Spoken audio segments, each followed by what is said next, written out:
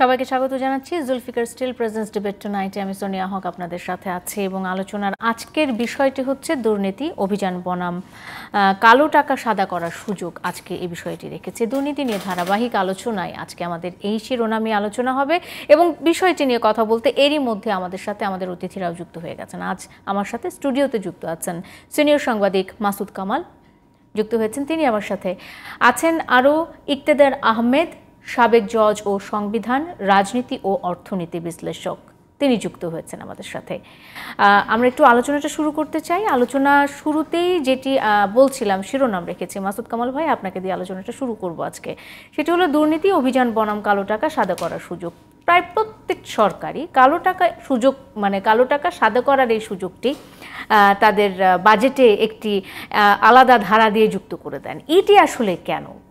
এই প্রশ্নটার উত্তর দিয়ে যদি শুরু করি সুবিধা হবে বোধহয়।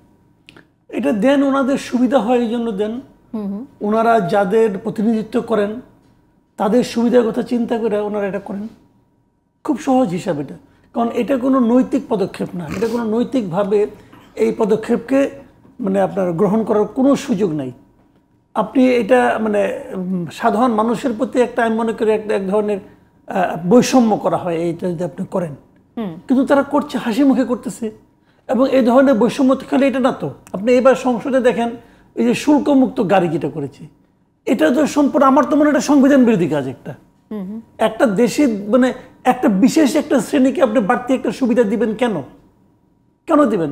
আপনার পাশের বাড়ির লোকটা সে একটা গাড়ি কিনলে সে 400-500% ট্যাক্স দিবে, আপনি এমপি হয়েছেন অথবা আপনি এখন ট্যাক্স দেবেন। লজ্জা করে না যে লোকগুলো? এই লোকগুলো তো লজ্জিত হওয়া উচিত ছিল, তাই না? আমরা ছোটকালে কি দেখতাম, আমরা অনেক ভাই বোন ছিলাম, মনে করেন একটা মিষ্টি আনলো অথবা একটা ক্ষীর আনলো, কিছু আনলো, আমার মা করতো কি অনেকগুলো ভাগ ভাগ করে দিত একটা বড় প্লেটের মধ্যে, সবাইকে দাও। তো আমরা আমাদের বাবা বলে দেওয়া হতো তুমি কিন্তু সবার শেষে নিবা, কারণ তুমি এটা বন্টন করতেছো। আর এরা আইন করতেছে আগে বড় ভাগটা নিজের জন্য নিয়ে নেয়, আগে অনৈতিকভাবে নিজের ভাগটা নিয়ে নেয় যে আমি গাড়ির কোনো ট্যাক্স দিব না আর সবাই ট্যাক্স দিবে। জাতি হিসেবে আমি মনে করি আমাদের এর চেয়ে দুর্ভাগ্য কিছু হতে পারে না। যাদেরকে আমি আইন প্রণয়ন করার জন্য পাঠিয়েছি তারা নিজেদের ভাগটা অনৈতিকভাবে বাড়তি করে নিয়ে নিচ্ছে। এর চেয়ে লজ্জার কিছু থাকতে পারে না আমি মনে করি। রাজনীতিবিদরা কিন্তু এই যে দুর্নীতির যে বিষয়টি, এই বিষয়টির জন্য আমলাদেরকে বেশি দুষছেন, আবার আমলারাও দুষছেন রাজনীতিবিদদের। রাজনীতিবিদরা তাদের পক্ষে যখন দোষাদোষীটা কেন জানেন? হ্যাঁ, এটা তো এক পক্ষের ব্যাপার না তো। এটা আমলারা কি পলিটিক্যাল লিডারদের সাপোর্ট না থাকলে করতে পারবে? আবার পলিটিক্যাল লিডাররা কি আমলাদের কাছ থেকে নৈতিক না পাইলে আপনার কি বলে প্রশাসনিক সমর্থন না থাকলে করতে পারবে? মিলামিশা করে, একদম সিম্পল মিলামিশা করতেছে। এটা তারা প্রমাণ করার চেষ্টা করতেছে যে দেশে দু ধরনের লোক আছে। এক ধরনের লোক হলো গরিব, তুচ্ছ, এদেরকে গুরুত্ব না দিলেও চলে। আরেক ধরনের লোক হলো আশরাফ, তারা খুব গুরুত্বপূর্ণ এবং তারা অভিজাত। আমরা এই অভিজাত লোক যারা আছে, ক্ষমতাবান যারা আছে, এরা মিলামিশা লুটপাটটা করি আমরা। আপনি কালো টাকা সাদা যে কথাটা বললেন, যে কথাটা আমি আসলে বলিনি এ পর্যন্ত, এটা হলো কি যে এটা কোনো লজিক, তার কি হচ্ছে একটা সহজ কথা। ধরেন রাস্তা দিয়ে একজন লোক যাচ্ছে, তাকে আপনি ঠেক দিয়ে কিছু টাকা উপার্জন করলেন, সে ব্যাংক থেকে টাকা নিয়ে যাচ্ছে, আপনি তাদের পিস্তল ঠেকালেন অথবা ছুরি ঠেকালেন, ঠেকে তার কাছ থেকে আপনি 10 লাখ টাকা নিয়ে নিলেন। এই টাকাটাকে আমার, আমি তো এটা দেখাতে পারবো না। আমি বলতে পারবো এই টাকাটা আমাকে জিজ্ঞাসা করে, আমি কি আমার আয়কর ফাইলে দেখাতে পারবো এই টাকাটা আমি কোথায় পাইছি? আয়ের উৎস দেখাতে পারবো। তাহলে এটা কি? এটা হচ্ছে কালো টাকা আমার। তো আমাকে ধরেন আমি 10 লাখ টাকা নিয়ে গেলাম, অথবা ধরেন 1 লাখ টাকা নিয়ে গেলাম, আমি সহজ হিসাবে বুঝি 1 লাখ টাকা নিয়ে গেলাম। এখন এখান থেকে যদি আমি সরকারকে 15,000 টাকা দিই, তাহলে আমি ওই 1 লাখ টাকা কিভাবে এনেছি, কোথার থেকে এনেছি, এটা নিয়ে কোনো প্রশ্ন করা যাবে না আমাকে। এক ধরনের ইনডেমনিটি আমাকে দেওয়া হচ্ছে। ওই যে গ্রামে দেখেন নাই, আগে বড় একজন ডন থাকতো, হিন্দি সিনেমা দেখবেন আপনি, ডন থাকে, কিন্তু তুমি যা করার করো, আমাকে একটা পার্সেন্টেজ দিবা, দিলে পরে তোমার বলতে পারবে অপরাধকে অপরাধ বা তো এইটা তো ওটা অন্যায়কে কি এক ধরনের স্বীকৃতি দেওয়া হচ্ছে। রাষ্ট্র বসে আছে, রাষ্ট্র এখন ডন হয়ে গেছে, যে আমাকে তুমি 15% দাও, তোমারে কেউ কিছু বলবে না। আর এটা করার জন্য কতগুলো খোরা অজুহাত নিয়ে আসছে। অজুহাতগুলি কি বলতেছে যে জমি কেনার সময় অনেকে দাম কম দেখায়, কম দেখানোর কারণে, ধরেন আপনি একটা জমি বেচবেন 3 কোটি টাকা, আপনি তো 3 কোটি টাকা দেখাবেন না, আপনি দেখাবেন মনে করেন 1 কোটি টাকা, যে বাকি যে 2 কোটি টাকা, ওই 2 কোটি টাকা আপনি কি করবেন? ওটা হলো কি আপনার কালো টাকা। এখন প্রশ্ন হচ্ছে 3 কোটি টাকার জমি 1 কোটি টাকা দেখায় কেন? রেজিস্ট্রেশন ফি করার জন্য, ফাঁকি দেওয়ার জন্য। এই ফাঁকি দেওয়াটা তো ইট সেলফ অন্যায়, ওটা তো ইট সেলফ ক্রাইম। তার মানে আপনি ওই ক্রাইমটাকে সাধারণ স্বাভাবিক মনে করতেছেন। তাহলে আপনি এমন নিয়ম কেন করছেন যেখানে লোকে ক্রাইম করে? তাহলে আপনি রেজিস্ট্রেশন খরচটা কমায় দেন। রেজিস্ট্রেশন খরচ থেকে বাঁচার জন্য লোকে 3 কোটি টাকা মূল্যের জমি 1 কোটি টাকা দেখাচ্ছে, তাহলে আপনি খরচটা কমায় দেন। তো এই জায়গাটাকে, ওই যে 2 কোটি টাকা সে দেখাতে পারলো না, 2 কোটি টাকা ব্ল্যাক হয়ে গেল, ওইটাকে ম্যানেজ করার জন্য সরকারের আহাজারি শেষ নাই। যে আহারে কি কষ্ট ভাই, এটা অনৈতিক কাজ। অনৈতিক কাজ আপনি করলে অনৈতিক, আমি করলে অনৈতিক, মন্ত্রী করলে অনৈতিক, সংসদ করলে অনৈতিক। অনৈতিক অনৈতিক অবশ্যই। আমি ফিরবো আপনার কাছেই ফিরবো মাসুদ কামাল ভাই। আমি একটু জনাব ইকতেদার আহমেদের কাছে চলে যেতে চাই। বেশ কিছু বিষয় এটি নিয়ে তো সংসদেও এখন আলোচনা হচ্ছে। প্রধানমন্ত্রী খোদ বলছেন দুর্নীতির বিরুদ্ধে অভিযান শুরু হচ্ছে। তিনি এছাড়া বিভিন্ন মন্ত্রী পর্যায়ে যারা রয়েছেন, নীতি নির্ধারকরা যারা রয়েছেন, তারা বলছেন যে এই যে দুর্নীতি হচ্ছে, সেই দুর্নীতির বিরুদ্ধে সোচ্চার হওয়া উচিত। সরকারের পক্ষ থেকে বলা হচ্ছে এক চুলো ছাড় দেওয়া হবে না। আবার দেখা যাচ্ছে সরকারি বিভিন্ন কর্মকর্তা দুর্নীতির কারণে পত্রিকার শিরোনাম হচ্ছেন। মানে সব কিছু মিলিয়ে আসলে এই যে অভিযান হচ্ছে কিংবা শুদ্ধাচারের যে বিষয়টি রয়েছে, সেটিকে আপনি কিভাবে বিশ্লেষণ করছেন? আসলে কি হচ্ছে? আপনি দেখুন যে নীতির বিপরীত শব্দ হচ্ছে হলো দুর্নীতি, এবং দুর্নীতি হচ্ছে হলো খালি আমাদের দেশে না, পৃথিবীর সর্বত্রই কিন্তু হচ্ছে হলো দুর্নীতি হচ্ছিল রাষ্ট্রের বিরুদ্ধে কৃত অপরাধ। এখন কেউ যদি রাষ্ট্রের বিরুদ্ধে যদি অপরাধ করে, তাহলে সেটা হচ্ছিল রাষ্ট্রের দায়িত্ব, তাকে হচ্ছিল বিচারের আওতায় আনা। এখন বিচারের আওতায় আনতে হলে তো তার বিরুদ্ধে মামলা করতে হবে, তার বিরুদ্ধে তদন্ত করতে হবে। তো আমাদের দেশে আমরা ইতিপূর্বে দেখেছি যে যারা হচ্ছে হলো রাজনৈতিক সুবিধাভোগী, সেটা আমলাও হতে পারে, রাজনীতিবিদও হতে পারে, ব্যবসায়ী হতে পারে, তারা হচ্ছে হলো সবসময় ধরাছোঁয়ার বাইরে থাকে। এটা খালি বর্তমান সরকার না, অতীতে অন্য যারা সরকার ছিল তাদের সময় আমরা দেখেছি যে তাদের সুবিধাভোগী যারা, তাদের ব্যাপারে সরকার হচ্ছে অনেকটা উদাসীন, এবং তাদেরকে অনেকটা ব্ল্যাঙ্ক চেকের মতো তাদেরকে অপরাধ বা দুর্নীতি করার সুযোগ দেওয়া হয়। এবং আমরা দেখেছি যে যারা হচ্ছে হলো দলীয় সরকারের সময় যারা দুর্নীতি করে, অর্থাৎ দলীয় সরকারের আশ্রয় বা প্রশ্রয় দুর্নীতি করে, তো তাদেরকে আমরা দেখেছি যে দলীয় সরকারের সময় তারা ধরাছোঁয়া সম্পূর্ণ বাইরে থাকে। তো যাই হোক, এখন সম্প্রতি আমরা দেখেছি যে 5-6 জনের দুর্নীতির বিষয় উন্মোচিত হয়েছে, এবং এরা সকলেই হয়তো ক্ষমতাসীন দলের এটা আস্থাভাজন ছিলেন বা তাদের আশ্রয় প্রশ্রয় দুর্নীতি করেছেন। এখন শেষ পর্যন্ত আপনাকে দেখতে হবে যে এই যে বিচার, তো ধরেন এখনও কেউ বিরুদ্ধে কিন্তু মামলা হয় নাই, এটা হলো তদন্তের প্রক্রিয়া আছে। এবং আমাদের দেশের যে আজকে যে আমাদের দেশের যে এই যে ক্রিমিনাল জাস্টিস সিস্টেম, তো এটার যে আমরা যে মানে তদন্ত পরবর্তীতে একটা মামলায় চার্জশিট দেওয়া হয়, তো আমাদের দেশে যেটাকে চার্জশিট বলা হয়, পাশ্চাত্যে এটাকে বলা হয় ইনডাইটমেন্ট। তো এখন আমাদের দেশে যে এই যে তদন্তকারী সংস্থা যেটা, এটা হচ্ছিল রাষ্ট্রীয় বেতনভোগ ব্যক্তি। এরা তারা রাষ্ট্র মানে জনগণের করের টাকায় তাদের বেতন ভাতা দেওয়া হয়। তো এরা যেই তদন্ত কার্য পরিচালনা করবে, এই তদন্ত কার্য তো মানে সঠিক হওয়ার কথা, নির্ভুল হওয়ার কথা। এখানে কোনো ধরনের গোজামিল বা গাফিলতি থাকার কথা না। তো আমরা দেখেছি যে এই যে আমাদের যে এই ক্রিমিনাল জাস্টিস সিস্টেম, যে আমাদের যে চার্জশিট হওয়ার পরে আমাদের কনভিকশন রেট হচ্ছে খুবই পোর, মানে বিলো 5%। ইন্ডিকেট, হ্যাঁ। এখন যদি বিলো 5% যদি কনভিকশন রেট হয়, তাহলে আমাদের এই এত যে কোটি কোটি টাকা খরচ করে যে আমরা যে ক্রিমিনাল জাস্টিস সিস্টেম যে যেটা আমরা মেনটেন করতেছি, তাহলে তো প্রশ্ন উঠে যে এই ধরনের ক্রিমিনাল জাস্টিস সিস্টেম আমরা মেনটেন করবো কিনা। ঠিক, আপনি পাশাপাশি দেখেন পাশ্চাত্যে দেখেন, once it is decided by the prosecuting agency that certain person will be indicted, অর্থাৎ তার বিরুদ্ধে চার্জশিট দেওয়া হবে, সেক্ষেত্রে কিন্তু আপনি কিন্তু 99.99% ধরে নিতে পারেন মামলাটা হচ্ছে হলো কনভিকশনের মাধ্যমে, the case will end in conviction. কিন্তু আমাদের দেশে আমরা দেখছি যে মানে সিংহভাগ মামলায় কিন্তু দেখা যাচ্ছে যে অ্যাকুইটালের মাধ্যমে মামলাটা শেষ হচ্ছে, অর্থাৎ অ্যাকুইটাল মানে হচ্ছে খালাস। তো আমি যদি ধরেন এত টাকা পয়সা খরচ করে তদন্ত করব, এত টাকা খরচ করে, রাষ্ট্রের তো আইনজীবী তারাই কিন্তু রাষ্ট্রের পক্ষে আদালতে মামলা পরিচালনা করছে। একটা মামলা ধরেন তদন্ত থেকে শুরু করে একদম রায় পর্যন্ত নিয়ে যাওয়া, এটা তো অনেক হিউজ একটা বেশ মানে লম্বা একটা সময় এবং অনেক ধরনের কাজ। তো যদি দেখা যায় এটা যদি খালাসি হয় তাহলে এটা তো অনেকটা হচ্ছিল পণ্ডশ্রম। তো সেই জন্য হচ্ছিল জাতি অধীর আগ্রহে অপেক্ষা করছে যে এখন যাদের বিরুদ্ধে মামলা হচ্ছে এই মামলাগুলোর ফল যদি অতীতের আমাদের অভিজ্ঞতার আলোকে যদি আমরা দেখি এবং আমাদের কনভিকশন রেটের আলোকে যদি আমরা চিন্তা করি, যদি এই মামলাগুলো যদি ধরেন এন্টি কারাপশনের মামলা যেগুলো অর্থাৎ দুর্নীতি দমনের মামলা, এগুলো সব কিছু হচ্ছিল পেপার অর্থাৎ ডকুমেন্ট বেসড। এই মামলা কিন্তু প্রমাণ না হওয়ার কোনো সঙ্গত কারণ নাই।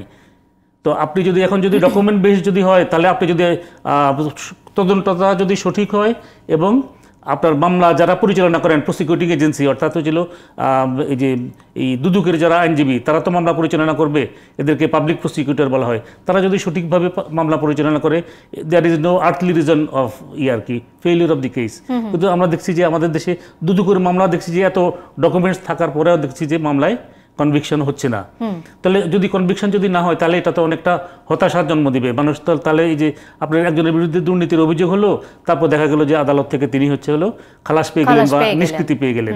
তাহলে আমার হলো যে এখন তো একটা পাবলিক হিউমিলিয়েশন, যে যারা দুর্নীতি করছে এটা দেখা যাচ্ছে যে তাদের এই আনুষ্ঠানিক বিচারের আগেই তাদের কিন্তু মিডিয়া ট্রায়াল হয়ে যাচ্ছে।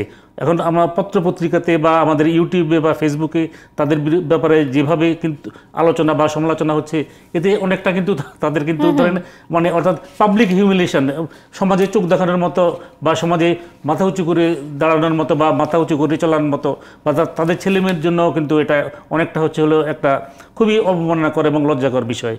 তো এরপরে যদি ধরেন ট্রায়ালে গিয়ে তারা যদি খালাস পেয়ে যায় সেক্ষেত্রে তো তারা আবার তো ধরেন মাথা উঁচু করে এবং বুক সামনে রেখে তারা তো হাঁটবে, মানে সাহসটা একটু বেড়ে যায়। আমি ফিরবো নিশ্চয়ই জনাব ইক্তেদার আহমেদ। আমি একটু জুমে ঠিক এই মুহূর্তে আমাদের সাথে অমিতোষ পাল তিনি যুক্ত হয়েছেন, সাংবাদিক দৈনিক সমকাল, তিনি যুক্ত হয়েছেন। অমিতোষ পাল শুনতে পাচ্ছেন নিশ্চয়ই। আজকের যে বিষয়টি রেখেছি সেটি হলো দুর্নীতি অভিযান বনাম কালো টাকা সাদা করার সুযোগ। এই বিষয়টি নিয়ে কথা বলছিলাম আমরা। দুর্নীতি নিয়ে কথা বলতে চাই এবং সাংবাদিকতা নিয়ে কথা বলতে চাই। বাংলাদেশে দুর্নীতি নিয়ে যে সাংবাদিকতাটা হয় আসলে সংবাদ মাধ্যমের কাছে দুদক পর্যন্ত তাকিয়ে থাকে যে সংবাদ মাধ্যমে কার বিরুদ্ধে দুর্নীতি নিয়ে খবর প্রকাশিত হয়েছে সেই বিষয়টি নিয়ে তখন তারা তদন্তে নামে, যেহেতু তাদের জনবল সংকট রয়েছে। এটি দুদকের পক্ষ থেকে বারবার বলা হয়েছে।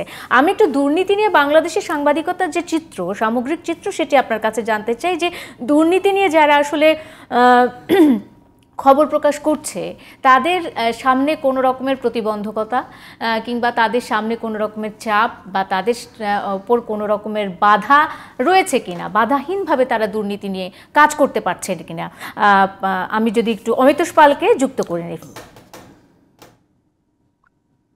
ধন্যবাদ আমাকে যুক্ত করার জন্য।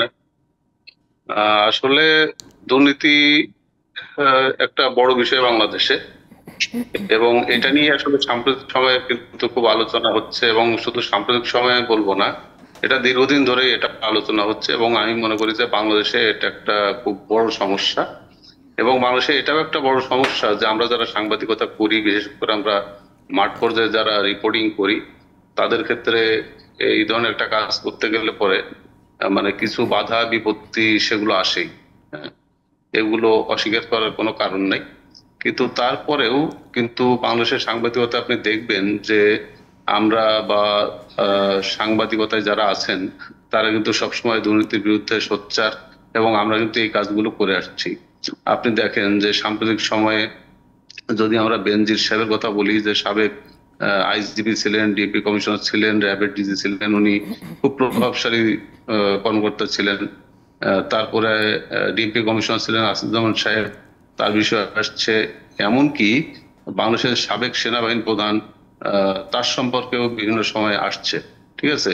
এবং এর বাইরেও আপনি দেখবেন যে আরো বিভিন্ন সময় যে এই যে মতিউর সাহেব, যেটা খুবই আলোচিত সমালোচিত একটা ব্যক্তিত্ব, এবং সেগুলো কিন্তু আসছে।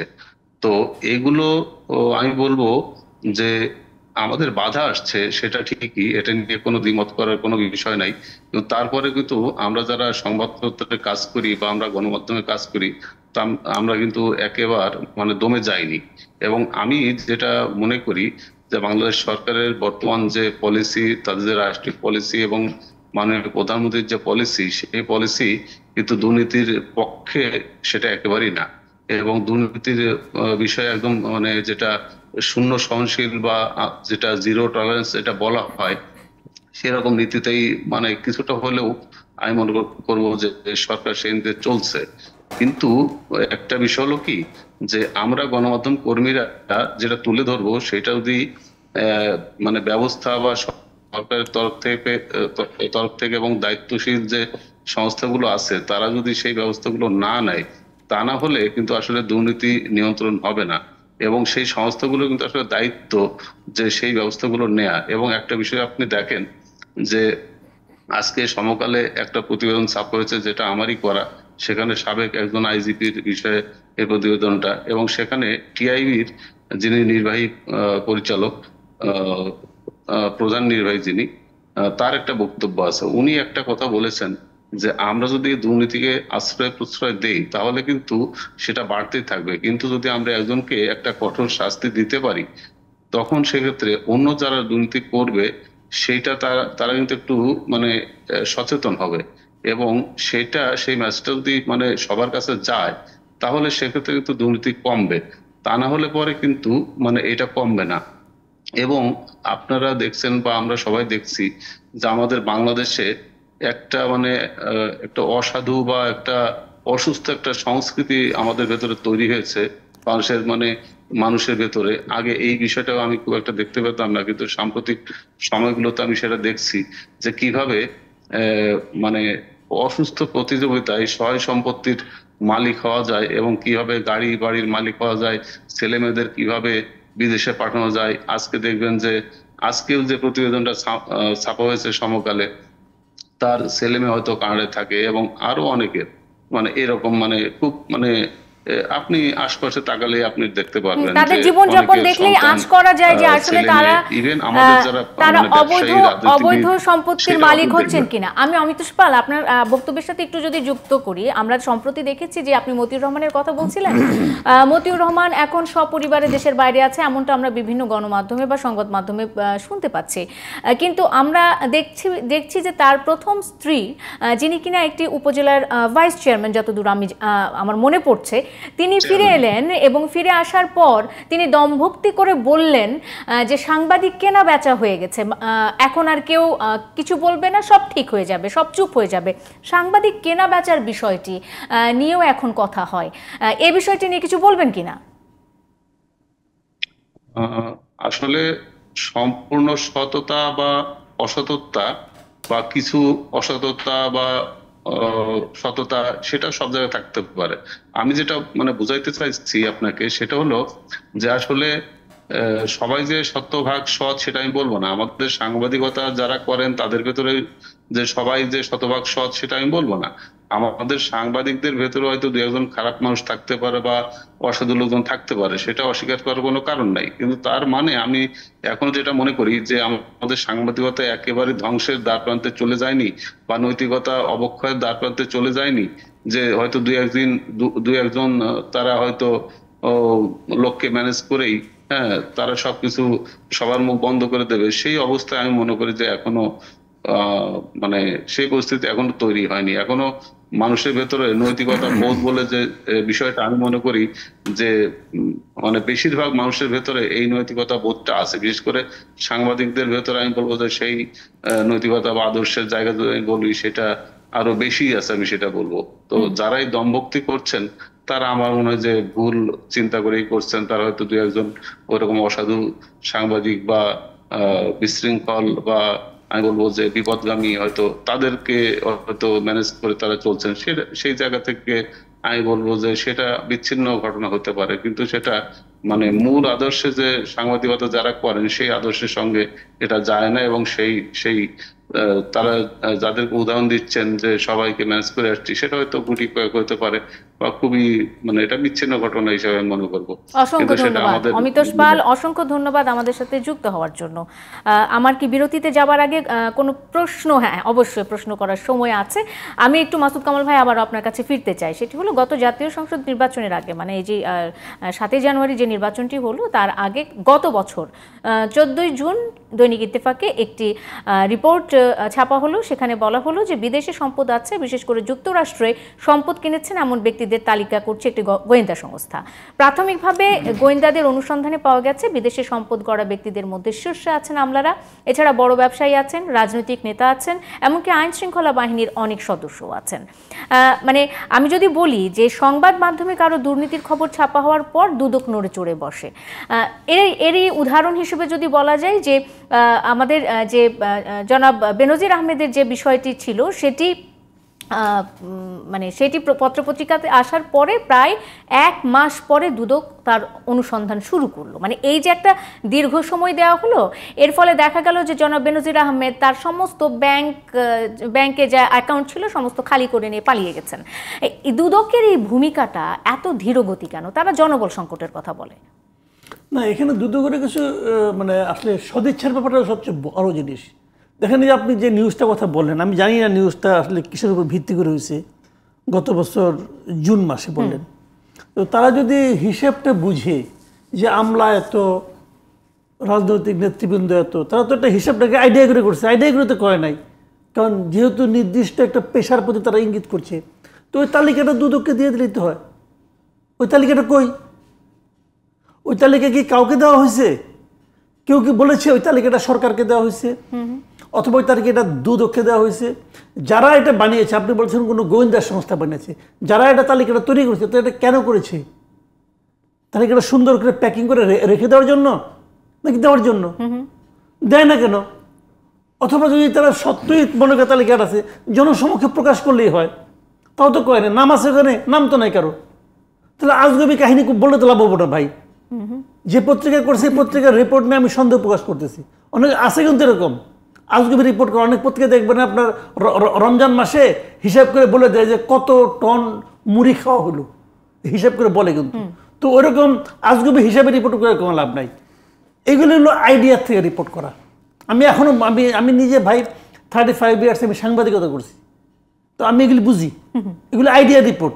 আমি যদি বলি যে আমলাদের বাড়ি বেশি আছে, আমলারা বেশি দুর্নীতি করে, এটা বলাই যায়। আবার রাজনীতিবিদরা বলবে যে না, আমলারা বলবে না রাজনীতিবিদরা বেশি করে। তো এই পাল্টে কথাগুলো অর্থ হয় না। আমার কথা হলো, যদি আপনার কাছে তথ্য থাকে, আপনি বলছেন যে একটা গোয়েন্দা সংস্থা বলছে, তো ওই তালিকাটা কোথায়? গোয়েন্দা সংস্থাকে ওই রিপোর্টটাকে বলে সাংবাদিককে দিয়েছে, আর কাউকে দেয় নাই। সেখানে ফিগারের নামগুলি কই? নাম দেওয়া উচিত। আমার কথা হলো, এই ধরনের কথা বলে না আরো পুরো জিনিসটাকে আর বিভ্রান্তির মধ্যে ফেলে দেওয়া হয়। সুনির্দিষ্টভাবে নাম উল্লেখ করে বলা উচিত, তারপরে আপনি তদন্ত করেন। দেখেন, কালের কণ্ঠ পত্রিকা প্রথম বেনজির আহমেদকে নিয়ে রিপোর্টটা করলো।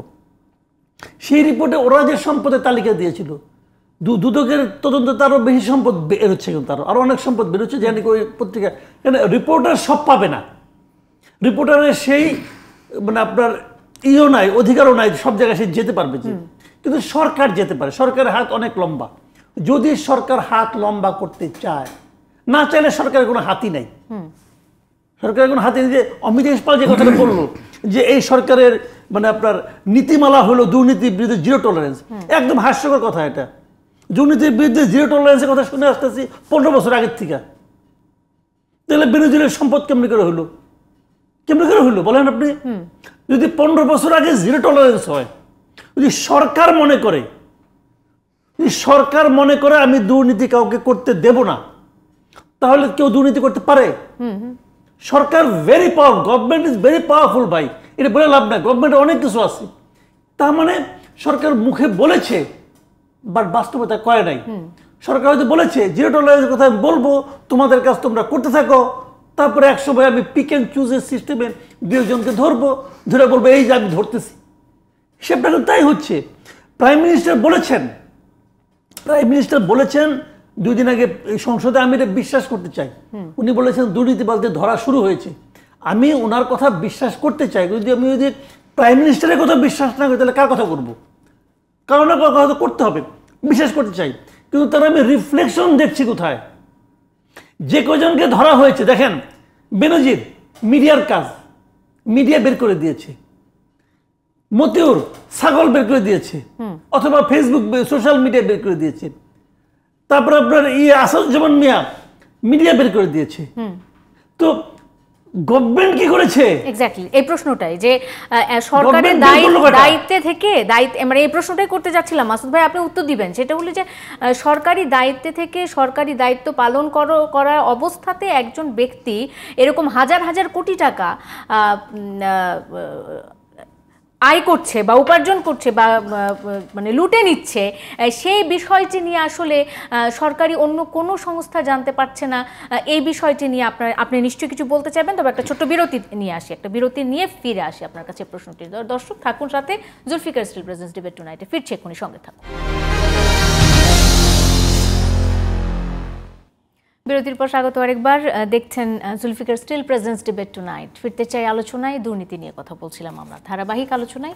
আজকে এই মুহূর্তে এই সময়টা আমি আবার ইকতেদার আহমেদের কাছেই আসতে চাই। জনাব ইকতেদার আহমেদ, দুদকের সম্পর্কে কথা বলছিলাম আমরা, দুদকের ভূমিকা নিয়ে এক ধরনের প্রশ্ন থেকে গেছে। দুদককে এর আগে বলা হতো দুদক নখ দন্তহীন বাঘের মতো, সেই জায়গা থেকে দুদক কতটুকু বের হয়ে আসতে পেরেছে? মানে আমরা একটা সময় দেখেছিলাম দুদক বেশ সোচ্চার হয়ে উঠেছে, আবারও সেই আগের জায়গায়, মানে কতটুকু এগুলো দুদক? সেটা তো বোঝা যাবে কতটুকু এগিয়েছে। সেটা হচ্ছে এখন যে বিভিন্ন ব্যক্তির বিরুদ্ধে যে তদন্ত হচ্ছে, এই তদন্ত সমাপন আনতে যদি তাদের বিরুদ্ধে মামলা দায়ের করা হয় এবং মামলা যদি খুব অল্প সময়ের মধ্যে যে এই সকল মামলার যদি রায় হয় এবং রায় যদি তারা যদি সাজাপ্রাপ্ত হয়, তাহলেই কিন্তু হয়তো দুদকের প্রতি মানুষের আস্থা বাড়বে। এটা না হওয়া পর্যন্ত, এবং দেখা যাচ্ছে যে বিচার হলো এবং বিচার পরবর্তী দেখা গেল যে খালাসপ্রাপ্ত হলো, অথবা যদি বিচারের দীর্ঘসূত্রিতার কারণে যে কোনো বিচার যদি ধরেন আপনার হচ্ছে যদি দীর্ঘদিন যাবৎ যদি চলে, তখন কিন্তু ওই মামলা আলটিমেটলি দেখা যাচ্ছে যে মামলা প্রমাণ হয় না। বিকজ যে মামলা যে যারা সাক্ষী থাকে ওরা হয়তো তখন আর ইন্টারেস্টেড থাকে না পরবর্তীতে 5 বছর 7 বছর বা 10 বছর চললে। এখন একটা মামলা দায়ের হলো, তো এখন আমাদের আইনেই আছে যে মামলা দায়ের হলে আপনাকে সেখানে একটা সময়সীমা দেওয়া আছে যে এতদিনের মধ্যে মামলা শেষ করতে হবে। কিন্তু অধিকাংশ ক্ষেত্রে দেখা যাচ্ছে যে নির্ধারিত সময়ের মধ্যে মামলা শেষ হচ্ছে না, মামলা দীর্ঘদিন যাবৎ চলে। এখন এই যে এই বর্তমানে যাদের বিরুদ্ধে অভিযোগ উত্থাপিত হয়েছে, তদন্ত হচ্ছে, তদন্ত কার্য দ্রুত সমাপ্ত করা প্রয়োজন। এখন পর্যন্ত কিন্তু একটা তদন্ত কার্য সমাপ্ত হয় না। তদন্ত পরবর্তী দুদকের মামলা তারা আগে তদন্ত করে তারপরে তারাই কিন্তু হচ্ছে হলো এই মামলাগুলো দায়ের করে। এফআইআর যেটা ফার্স্ট ইনফরমেশন রিপোর্ট, তখন দুদকের পক্ষ থেকে এটা থানায় ফার্স্ট ইনফরমেশন রিপোর্ট দায়ের করা হয়। দায়ের করার পরে তারপরে হচ্ছিল মামলায় আবার আর একটা তদন্ত হয়, এরপরে মামলায় চার্জশিট দেওয়া হয়। কেন এই গড়িমসি? এটা কি আসলে সদিচ্ছার অভাব? না, সদিচ্ছার অভাব না, এটা হচ্ছিল একটা হচ্ছে হলো যে আমাদের দেশে তো ধরেন যে দুদক বলেন বা আরও বিভিন্ন ধরনের অর্গানাইজেশন আছে। এখন এখানে হচ্ছে হলো যে আপনাকে দেখতে হবে যে যদি ব্যক্তিত্ব সম্পন্ন এবং স্বাধীন চেতা এবং তারা যদি দক্ষ, সৎ এবং যোগ্য ব্যক্তিকে দিয়ে যদি আপনি যদি বিভিন্ন যে আমাদের যে সংস্থা আছে বা বিভিন্ন বাহিনী আছে, এ সকলের যদি শীর্ষ পদে যদি আপনি ধরেন, বাংলাদেশে আমি তো বলি যে বাংলাদেশে কিন্তু সৎ, দক্ষ, যোগ্য লোকের কোনো অভাব নাই, কিন্তু দেখা যাচ্ছে যে তারা কিন্তু মূল্যায়িত হচ্ছে না।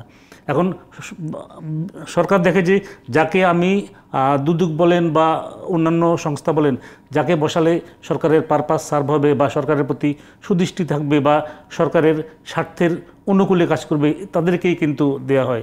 তো এখানে হয়তো ধরেন মানে একটা সরকারের তো তার পলিটিক্যাল কমিটমেন্ট, যেটা পলিটিক্যাল কমিটমেন্ট থাকে। এখন যাদেরকে ধরা হয়েছে এদের ব্যাপারে এরা সবাই কিন্তু সরকারের আশ্রয় বা প্রশ্রয় কিন্তু দুর্নীতি করেছে। এখন তাদেরকে বিচারের সম্মুখীন করা হবে। সরকার যদি আন্তরিক হয় এবং সরকার যদি চায় যে তারা যে অপরাধ করেছে এই অপরাধের সাজা হওয়া উচিত, সেক্ষেত্রে কিন্তু আমি মনে করি যে দুদক বলেন বা এই যে দুদকের পক্ষে যারা মামলা পরিচালনা করবে তারা বলেন বা আদালত বলেন, সব জায়গা থেকেই কিন্তু আপনি একটা অনুকূল একটা পাবেন, এই যে এই এটাকে বলা হলো যে মানে একটা অনুকূল পরিস্থিতি বা অনুকূল পরিবেশ পাবেন, এবং দেখা যাচ্ছে যে আমরা যেটা আকাঙ্ক্ষা করছি যে সেই আকাঙ্ক্ষিত বা কাঙ্ক্ষিত ফলাফল কিন্তু পাওয়া যাবে। কিন্তু অতীতের অভিজ্ঞতা বলে যে আমরা কিন্তু অধিকাংশ ক্ষেত্রেই দেখেছি যে আমরা কাঙ্ক্ষিত ফলাফল পাইনি। দেখা গেছে যে নিম্ন আদালত থেকে সাজা হয়েছে, পরবর্তীতে দেখা গেল যে উচ্চ আদালত থেকে খালাসপ্রাপ্ত হয়েছে অথবা রাষ্ট্রপতির ক্ষমায় বেরিয়ে এসেছে। এগুলো হচ্ছিল রাজনৈতিক মামলার ক্ষেত্রেই হয়েছে। দেখা যাচ্ছে যে নিম্ন আদালত বা হাইকোর্ট ডিভিশন থেকেও বা অ্যাপিলেট ডিভিশন থেকেও কিন্তু সাজা বহাল থাকার পরেও দেখা যাচ্ছে যে রাষ্ট্রপতির ক্ষমায় বেরিয়ে এসেছে। তাহলে এই যে দীর্ঘকাল যে একটা যে বিচার কার্য চললো, তাহলে এটা তো অনেকটা প্রশ্নে পরিণত হয়।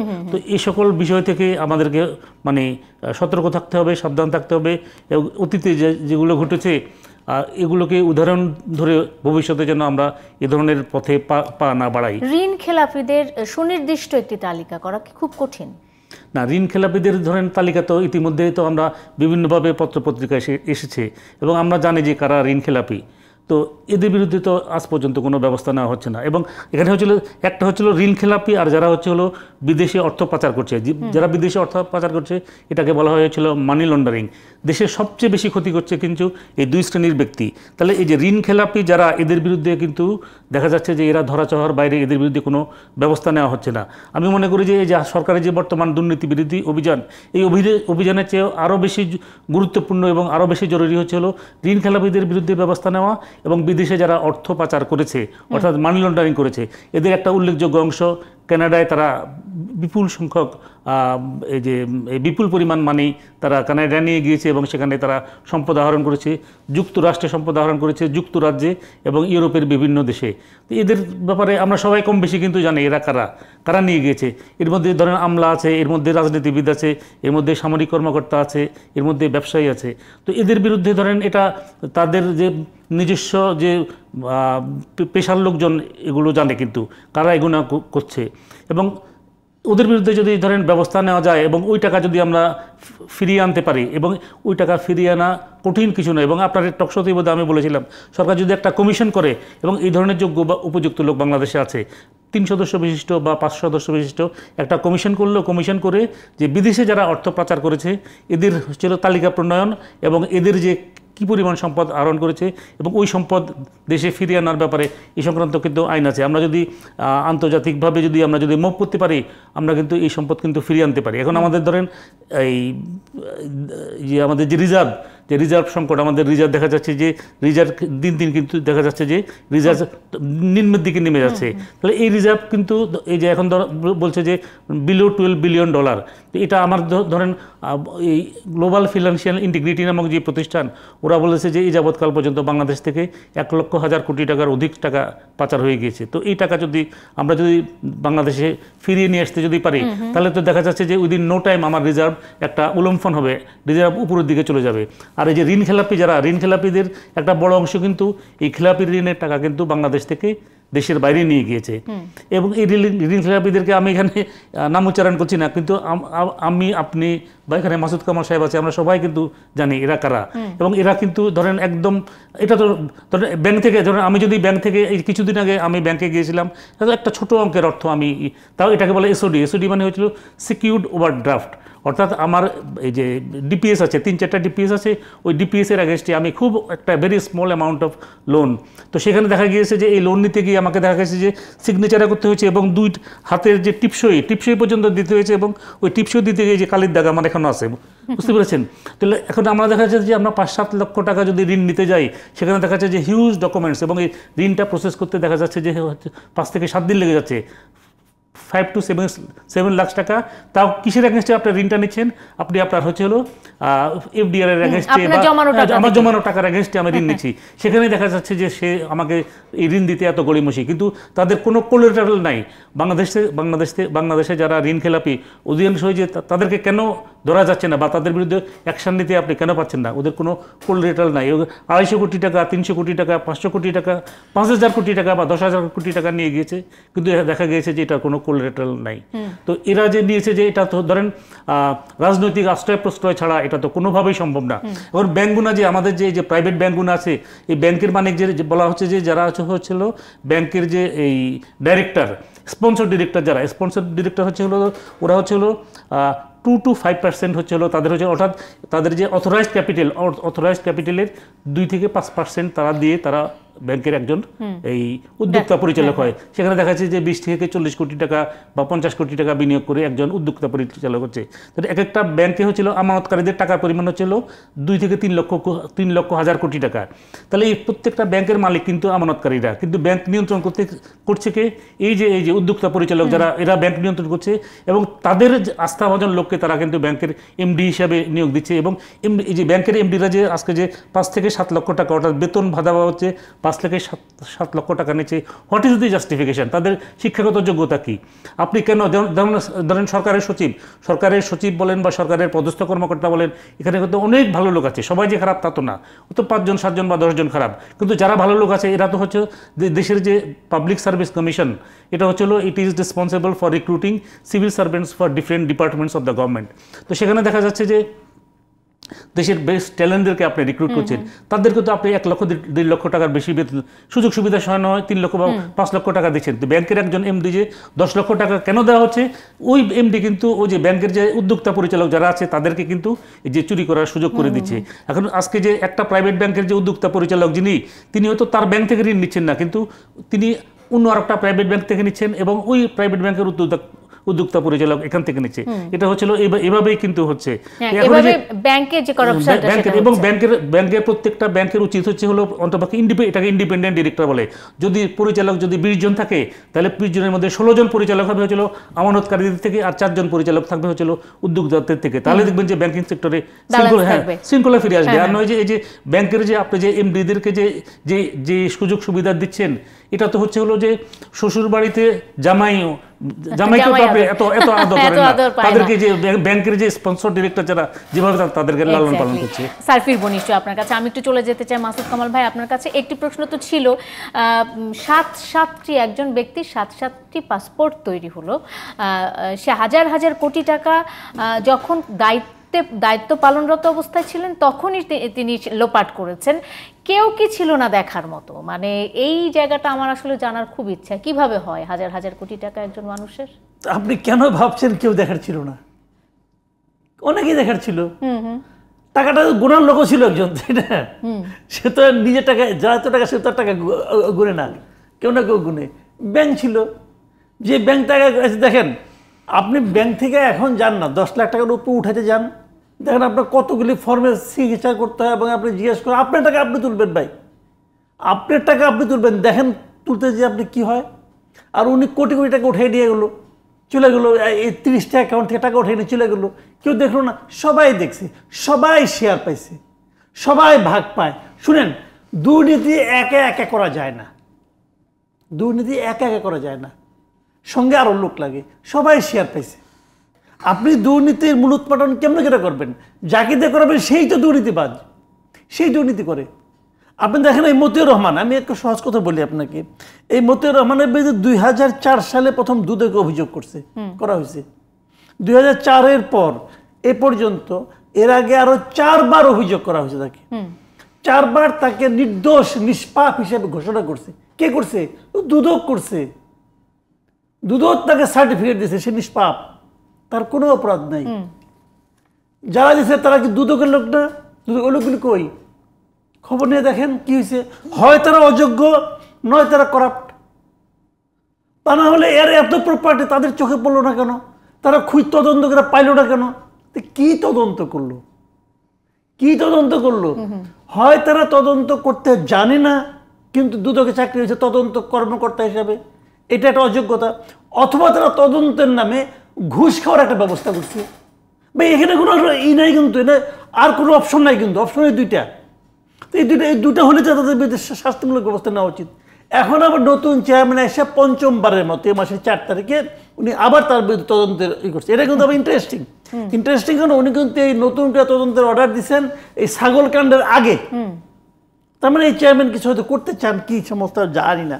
অথবা তারা যারা তার বিরুদ্ধে অ্যাপ্লিকেশন করছে তারা হয়তো পাওয়ারফুল, তাও বলতে পারবো না। তো আমার কথাটা হলো কি, যাদের দিয়ে আপনি যে সরিষায় যখন মানে সরিষায় দিয়ে ভূত তাড়াবেন আপনি, তাই না? এটাকে সবসময় পারবেন? শরীর সাহেব নিজেই ভূত হয়ে যায়, কেমন তাড়াবেন? পারবেন? বেড়ায় তো ছাগল খাচ্ছে, ছাগল আপনি এই পারছেন না তো। তো হিসাবটা এইখানে। আমি তো মনে করি যেমন আজকে একটা আমাদের সাবেক পররাষ্ট্রমন্ত্রী, আজকে ওনার ফেসবুকে একটা স্ট্যাটাস দেখলাম, ভেরি ইন্টারেস্টিং। উনি বলেছেন যে এই দুইজন এনবিআর 2 কর্মকর্তাকে, একজনকে অর্থ মন্ত্রণালয়ে ন্যস্ত করছে, তাকে বদলি করছে, আরেকজনকে ওই ফয়সাল নাকি একজন আছে প্রথম সচিব, যে তাকে পাঠাইছে বগুড়া, বদলি করে পাঠাইছে। তো বগুড়া যে সে কি করবে? মসজিদের আজান দিবে? হ্যাঁ, মানে ওএসডি কিংবা বদলি করা কোনো সমাধান কি? বগুড়া তাকে মসজিদের, জামা মসজিদের মুয়াজ্জিন হিসেবে পাঠানো হয়েছে নাকি? সে তো শুল্ক বিভাগে যে এই একই আকাম আবার করবে। ঢাকার মানে করা শেষ, এখন বগুড়ায় গেছে। তো এইগুলো তো কোনো শাস্তি না রে ভাই, এটা কোনো শাস্তি না। মতিউর রহমানকে আপনি এখানে আনলেন, একটা লোকের বিরুদ্ধে যখন অভিযোগ উঠেছে, অভিযোগগুলো যখন দেখা যাচ্ছে পাবলিকলি, তখন তো তাদের উচিত ছিল প্রথমে তাকে দায়িত্ব থেকে সরিয়ে দেওয়া। ঠিক আছে, অভিযোগ আসা মানে তো অপরাধী না, সেটা ঠিক আছে, মানলাম। তদন্ত যে কদিন চলবে, যাতে তারা তদন্তে ইনফ্লুয়েন্স করতে না পারে, তাকে আপনি মিনিমাম ওএসডি করে রাখেন, তাকে তো আপনি একটা পোস্টিংই দিলেন। তো এখানে বোঝা যায় যে আসলে অর্থ মন্ত্রণালয়ের মতো একটা সেনসিটিভ জায়গা, আসলে হচ্ছে কি অনেক লোক এখানে জড়িত ভাই। এবং এটা এমন একটা নেক্সাস, আপনি এটা হুট করে এখানে ভালো করতে পারবেন না। সবাই এখানে, আমি তো সংসদেও শুনছি কোনো কোনো মন্ত্রী বলতেছেন, স্বরাষ্ট্রমন্ত্রীকে বলতে শুনছি, উনি জবাব দিয়ে, উনি মানে এই জবাব দিচ্ছেন, বেনজির সাহেব তো 2 বার মিশনে গিয়েছেন, তারপরে তখন যেটা 10 লাখ টাকা দিয়ে কিনেছেন, এখন সেটা 2 কোটি টাকা হয়ে গেছে, এই ধরনের কথাবার্তা বলছেন। কাজে ওনাকে এখনই অপরাধী বলা যাবে না, স্বরাষ্ট্রমন্ত্রী নিজে বলছেন। ওনার বড় দরকারটাকে, চুপ থাকেন ভাই, দেখা যাক কি হয়। তো এই বিষয়গুলি জানেন যে অনেকের স্নেহ থাকে, অনেকের ভালোবাসা থাকে, অনেকের ইনভলভমেন্ট থাকে, কার কোনটা আছে জানি না, কিন্তু এগুলো সাধারণ মানুষ হিসাবে আমরা শুনতে স্বাচ্ছন্দ্য বোধ করি না, আমরা শুনতে পছন্দ করি না। চোরকে চোরই বলতে হবে, চোরকে চোরই বলতে হবে, যেখানে তথ্য প্রমাণ আছে। আসলে মাসুদ কামাল ভাই, ধন্যবাদ আপনাকে। আমি একটু আবার স্যারের কাছে ফিরতে চাই। জনাব ইকতেদার আহমেদ, যেহেতু আপনি আইনের মানুষ, আমি একটু আপনার কাছে এই বিষয়টি একটু জানতে চাই যে দুর্নীতির তথ্য প্রকাশকারী সরকারি কর্মকর্তাদের সুরক্ষা দিতে 2011 সালে একটি নতুন আইন হয়েছিল, সেটি হুইসেল ব্লোয়ার প্রোটেকশন অ্যাক্ট 2010 নামে সংসদে পাশ হয়েছিল। আইনটি পাশ হওয়ার পর সেই সময়কার যিনি আইনমন্ত্রী ছিলেন ব্যারিস্টার শফিক আহমেদ, তিনি বলেছিলেন যে সরকারি অফিসে অধস্তন কর্মকর্তা যদি তার ঊর্ধ্বতন কর্মকর্তার দুর্নীতির প্রকাশ করে দেন, সেক্ষেত্রে তার হেনস্থা হওয়ার আশঙ্কা থাকে, নানাভাবে তাকে শাস্তির মুখোমুখি হতে হয়। এজন্য দুর্নীতির তথ্য প্রকাশকারী কর্মকর্তাদের সুরক্ষা দিতে এই আইন করা হয়েছে।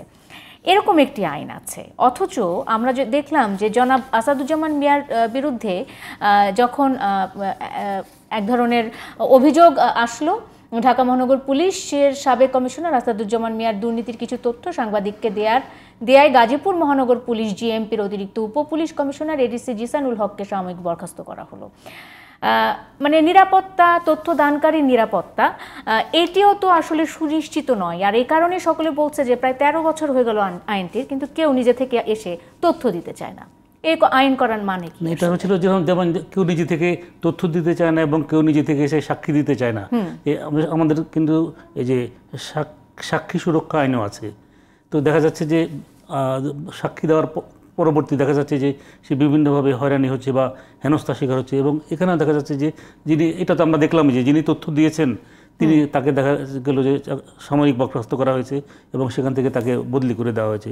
তো এই সকল কারণে হয়তো কেউ, এখন আইন তো আছে, আইন তো আইনের জায়গায় আছে, কিন্তু আইনের যে লক্ষ্য বা উদ্দেশ্য নিয়ে আইনটা প্রণীত হয়, সেই লক্ষ্য বা উদ্দেশ্য এটা হচ্ছিল ডিফিটেড, মানে অর্জিত হচ্ছে না আর কি। এখানে দেখা যাচ্ছে যে লক্ষ্য বা উদ্দেশ্য নিয়ে আইনটা প্রণীত হয়েছে, সে এই আইনের আওতায় আমরা যে সুযোগ সুবিধা পাওয়ার কথা, সেই সুযোগ সুবিধা কিন্তু আমরা পাচ্ছি না।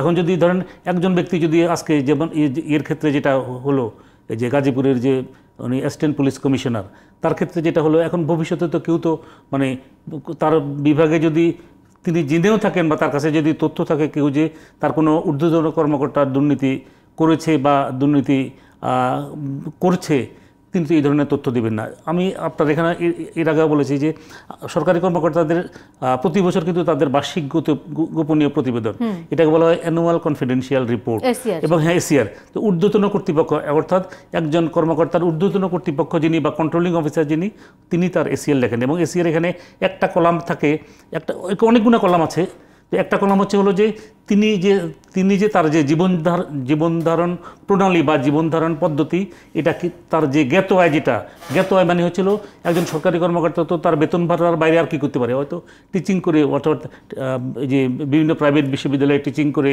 বা যদি অনেক সময় যে টকশোতে আসে বা পত্রপত্রিকাতে লেখালেখি করে, এগুলো পারমিটেড, এগুলো উনি করতে পারে। আর পত্রপত্রিকাতে একটা আর্টিকেল লিখলে হয়তো 2000 বা 3000 টাকা পাওয়া যায়, একটা টকশোতে আসলে 2000 টাকা পাওয়া যায়, বা প্রাইভেট বিশ্ববিদ্যালয়ে যদি শিক্ষকতা করেন তিনি হয়তো একটা না আরো বেশি পাওয়া যায়। আমি নিজেও তো করেছি, তো 50-60 হাজার টাকা হয়তো পাওয়া যায় একটা সেমিস্টারে, হ্যাঁ মাসে হয়তো 20,000 টাকায়। তো এ দিয়ে তো ধরেন তারপর হচ্ছিল তার বেতনের আয়, এর বাইরে তো আর একটা সরকারি কর্মকর্তার তো সুযোগ নাই। এখন সেখানে যে কলামটা আছে সেটা হচ্ছে হলো যে তিনি তার জ্ঞাত আয় দ্বারা জীবিকা নির্বাহ করেন কিনা। আর যদি জ্ঞাত আয় দ্বারা যদি জীবিকা নির্বাহ না করেন, এটা হচ্ছে হলো দুর্নীতি। এবং যদি কেউ এই এসিআর যদি এটা লিখে থাকে যে he lives beyond his known source of income, তাহলে এটা হচ্ছে হলো একটা হচ্ছে হলো black spot in his ACR. এটা হচ্ছে হলো তার ভবিষ্যৎ পদোন্নতির ক্ষেত্রে এটা বাধা হিসেবে দেখা দিবে এবং তার বিরুদ্ধে প্রসিডিংস পর্যন্ত হতে পারে। কিন্তু আমরা দেখি যে খুব কম ঊর্ধ্বতন কর্তৃপক্ষ আছেন বা ঊর্ধ্বতন কর্মকর্তা আছেন যে তারা মানে তাদের অধীনস্থদের এসিআরে এই কথাটা লিখেন। কিন্তু এখন তো ধরেন প্রত্যেকটা বিভাগে কিন্তু উল্লেখযোগ্য সংখ্যক কর্মকর্তা বা কর্মচারী তো হচ্ছিল lives beyond known source of income. এগুলো যদি এখন আইন তো আছে, আইনের যদি সঠিক প্রয়োগ হয় তাহলে কিন্তু দুর্নীতি থাকে না বা দুর্নীতি অনেক কমে যায়, বা যারা দুর্নীতিবাজ তাদের বিরুদ্ধে যদি যথাযথ ব্যবস্থা যদি না হয় তাহলেও কিন্তু দুর্নীতি হয়তো কমে যাবে। এখন ব্যবস্থা না নিয়ে দেখা যাচ্ছে যে তাদেরকে তো উৎসাহিত করা হয়, তারা দেখা যাচ্ছে যে তারা মানে ক্ষমতাধরদের আশ্রয় প্রশ্রয়ে দুর্নীতি করছে। এখন ক্ষমতাধরদের আশ্রয় প্রশ্রয়ে যদি দুর্নীতি করে তাহলে দেখা যাচ্ছে যে তিনি কিন্তু তার ক্ষমতার বিস্তৃতি বা ব্যাপকতা বৃদ্ধি পায়। এখন আমাদের দেশে আমরা দেখেছি যে যিনি দুর্নীতি করেন তিনি হয়তো ধরেন এই যে মসজিদে অর্থ দান করছেন, মাদ্রাসায় অর্থ দান করছেন, বিভিন্ন যে সামাজিক প্রতিষ্ঠান বা দাতব্য প্রতিষ্ঠানে অর্থ দান করছেন, কিন্তু যারা সৎভাবে জীবনযাপন করে তাদের পক্ষে তো এইভাবে তো অর্থ ব্যয় তো সম্ভব না। এবং দেখা যাচ্ছে যে একটা ফুটবল খেলা হবে, সেখানেও দেখা যাচ্ছে যে এই প্রীতি ফুটবল খেলা হবে, সেখানেও দেখা যাচ্ছে যে এরা কিন্তু বিপুল অঙ্কের অর্থ দিচ্ছেন। তো সমাজে যে এই ধরনের যে এই কার্যকলাপ আছে এগুলোকে যদি আপনি যদি প্রতিরোধ করতে পারেন তাহলেই কিন্তু দেখা যাবে যে দুর্নীতির ক্ষেত্রে একটা হয়তো এই যে এই সীমাবদ্ধতা আসবে এবং মানুষ দুর্নীতি করার ক্ষেত্রে সতর্ক হবে। কিন্তু আপনি দুর্নীতি করে যদি আপনি পার পেয়ে যান তাহলে তো ধরেন দুর্নীতি উৎসাহিত হবে এবং যারা দুর্নীতি করছে না তারাও কিন্তু দুর্নীতি করতে আগ্রহী হবে, উৎসাহিত হবে। আপনাকে একটা আমি সত্য কথা বলি যে এখন বাংলাদেশের প্রত্যেকটা বিভাগে যারা হচ্ছিল সৎ, দক্ষ এবং যোগ্য কর্মকর্তা বা কর্মচারী এরা কিন্তু কোণঠাসা। অধিকাংশ বিভাগে কিন্তু হচ্ছিল যারা হচ্ছিল দুর্নীতিগ্রস্ত, অসৎ, ওরাই কিন্তু দেখা যাচ্ছে যে মানে প্রাধান্য বিস্তার করছে এবং ওদেরই কিন্তু কর্তৃত্ব হচ্ছিল সর্বত্র। তো এটা থেকে আপনি যদি পরিত্রাণ যদি না পান তাহলে হচ্ছিল আমাদের প্রত্যেকটা বিভাগ যে উদ্দেশ্য বা লক্ষ্য নিয়ে এই ধরনের বিভাগ বা মন্ত্রণালয় সৃজন করা হয়েছে সেই লক্ষ্য উদ্দেশ্য কিন্তু অর্জিত হবে না। অবশ্যই। অসংখ্য ধন্যবাদ ইকতেদার আহমেদ, মাসুদ কামাল ভাই, অসংখ্য ধন্যবাদ আপনাদের দুজনকে এবং আমার সাথে জুমে যুক্ত ছিলেন অমিতোষ পাল, তিনজনকেই ধন্যবাদ জানিয়ে আজকের মতো শেষ করতে চাই। দর্শক, এই ছিল আজকের মতো জুলফিকার স্টিল প্রেজেন্টস ডিবেট টুনাইটে।